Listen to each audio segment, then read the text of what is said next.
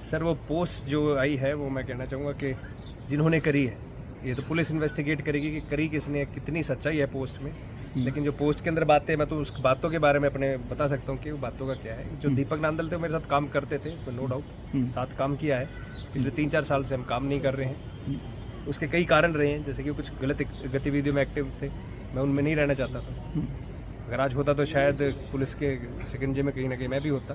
और वो जो 5 करोड़ का हवाला दे रहे हैं कि भाई मैंने 5 करोड़ लगाए हैं और मैंने इनको स्टार बनाया, तो हम बता दूं स्टार हमें बनाया हमारे लेबल्स ने, जिन्होंने मेरे गानों पे पैसे लगाए। आज तक हमारे गानों के ऊपर पैसे लेबल्स ने लगाए, जिनके एग्रीमेंट्स हैं, इनकी सारी सच्चाई आपके सामने आ सकती है अगर आप एग्रीमेंट्स निकाल के दें। जिसका हिसाब दीपक जी संभालते थे, उनके अकाउंट में सारे पैसे आते थे।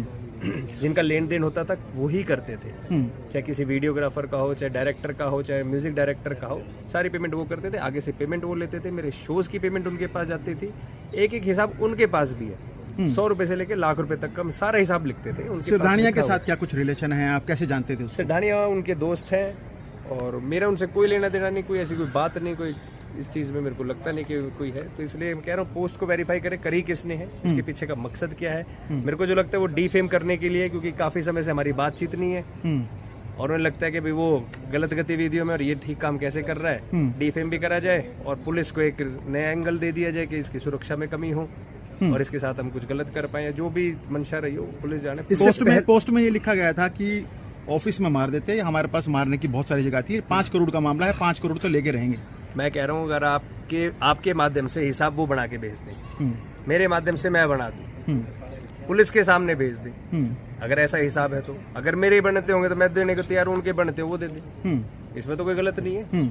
ये अगर उन्होंने, आप कह रहे हो कि उनके माध्यम से आई, तो ये कौन सा तरीका है? अगर हिसाब बनता है तो बना के भेज दे भाई हिसाब। फायरिंग हुई थी वीरवार को जी, बृहस्पतिवार को, और उससे लेकर अब तक शुरुआत में तो पुलिस मानने को तैयार नहीं थी कि फायरिंग हुई है।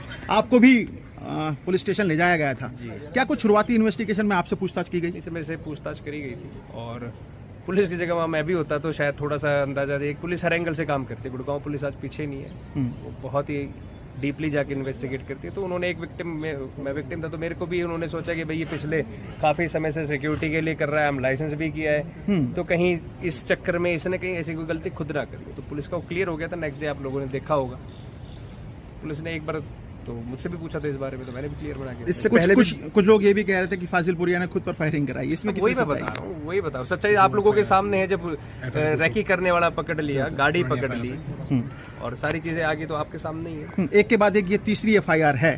इससे पहले भी फिरौती की FIR आपने दर्ज कराई थी, उससे पहले एक मामला और दर्ज कराया था आपने।